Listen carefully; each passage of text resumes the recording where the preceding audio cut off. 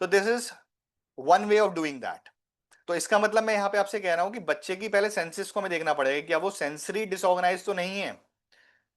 तो अगर हम सेंसरी को छोड़ के रिफ्लेक्स पे काम करना स्टार्ट कर दें तो इम्पैक्ट नहीं आ पाएगा, क्योंकि ब्रेन में बहुत ज्यादा नॉइस है और थिंकिंग ब्रेन को ही कंट्रोल लेना है फाइनली।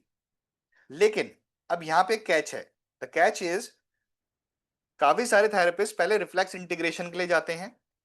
तो क्या वो मेथड गलत है या वो रॉन्ग है, तो इसको समझते हैं पहले। तो मैंने आपको पहले मेथड में बोला कि पहले हमें बच्चे को सेंसरी लेवल पे ऑर्गेनाइज करना है, जैसे ब्रेन में जो सिग्नल्स जाएं तो प्रॉपर जाएं और ब्रेन ऑर्गेनाइज हो जाए। ऑर्गेनाइज होने के बाद ब्रेन अपने फंक्शन को, जो उसका नेचुरल फंक्शन है थिंकिंग ब्रेन का, कि अब मैं सोच के डिसीजन लेके कोई एक्शन लूंगा, इनवॉलेंट्री मूवमेंट नहीं होंगे, ब्रेन स्टेम को बोलेगा वो, तो ब्रेन स्टेम कंट्रोल हो जाएगा। बट अगर मेरे मेरे रिफ्लेक्सेस जो हैं उनकी वजह से मेरी फंक्शन लाइफ में ज्यादा इंपैक्ट है, बैड इंपैक्ट है, और मैं सेंसरी लेवल पे ऑर्गेनाइज हूं, so I have to change, reverse the strategy. तो पहले मुझे क्या करना पड़ेगा, जो जो मेरे रिफ्लेक्सेस से सिग्नल ब्रेन में जा रहे हैं, ब्रेन स्टेम से थिंकिंग ब्रेन में, पहले मुझे उस चैनल को प्रॉपर बिल्ड करना पड़ेगा। यानी पहले मैं रिफ्लेक्स इंटीग्रेशन स्टार्ट करूंगा, बच्चा सेटल होगा, और जब ब्रेन में सिग्नल जाएगा, ब्रेन थोड़ा ऑर्गेनाइज होगा, फिर हम देखेंगे सेंसरी लेवल पे क्या प्रॉब्लम है, सेंसरी लेवल की प्रॉब्लम को फिर रेक्टिफाइड करेंगे तो बच्चा प्रॉपर्ली ऑर्गेनाइज हो जाएगा। So they are two ways of doing that. First is sensory input देंगे, बच्चे को काम डाउन करेंगे, ब्रेन को ऑर्गेनाइज करेंगे, brain will take over the control, और फिर रिफ्लेक्स इंटीग्रेशन का प्रोसेस स्टार्ट करेंगे।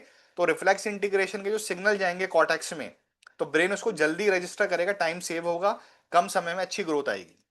बट खाली रिफ्लेक्स इंटीग्रेशन करेंगे, सेंसरी को छोड़ देंगे, ब्रेन पहले ही स्कैटर्ड है, डिसऑर्गेनाइज है, उसमें पहले ही बहुत सारे सिग्नल्स ऑलरेडी हैं, तो रिफ्लेक्सेस के जो भी इनपुट हम दे रहे हैं ब्रेन में, वो वहां पे काम नहीं कर पाएंगे प्रॉपरली।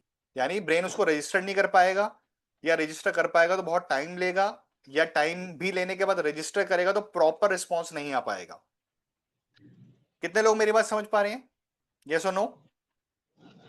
Yes. Yes, sir. कोई Yes. कंफ्यूजन तो नहीं है?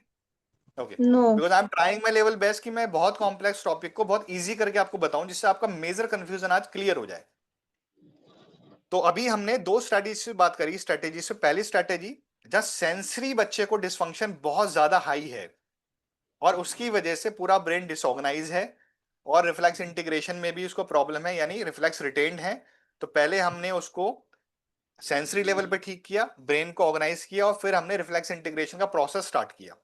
लेकिन सेकंड सिचुएशन मैंने आपको बताई, जहां पे रिफ्लेक्सेस की वजह से फंक्शनल लाइफ में बहुत इंपैक्ट आ रहा है, सेंसरी इश्यूज नहीं है उतने, तो वहां पे क्या करेंगे, पहले रिफ्लेक्स इंटीग्रेशन का प्रोसेस करेंगे और उसके बाद फिर सेंसरी इनपुट देंगे। Sensory input is a food for our thinking brain cortex, उसके बिना वो वीक होगा ही होगा। तो आप ये समझ लीजिए कि ये सेंसरी इनपुट्स और रिफ्लेक्स इंटीग्रेशन प्रैक्टिकली अलग नहीं है, ये दोनों चीजें कंबाइंड ब्रेन को ही ऑर्गेनाइज करने वाली हैं। ये कुछ बिजनेसमैन जो थे इस फील्ड के अंदर, उन्होंने इसको दो पार्ट में बना दिया, one is sensory integration, one is reflex integration. Practically वो एक ही चीज है। यानी what I am trying to say here is, अगर आपका थेरेपिस्ट एक्सपीरियंस थेरेपिस्ट है, तो जब वो ओटी करेगा बच्चे की सेंसरी, तो वो उसके संग संग रिफ्लेक्स को कंसिडर करेगा और कंबाइंड अप्रोच से ही काम करेगा। उसके लिए स्पेशल उसको हाईलाइट नहीं करना कि I am working on reflex integration, वो सेंसरी के संग ही करना पड़ेगा। It's a combined approach.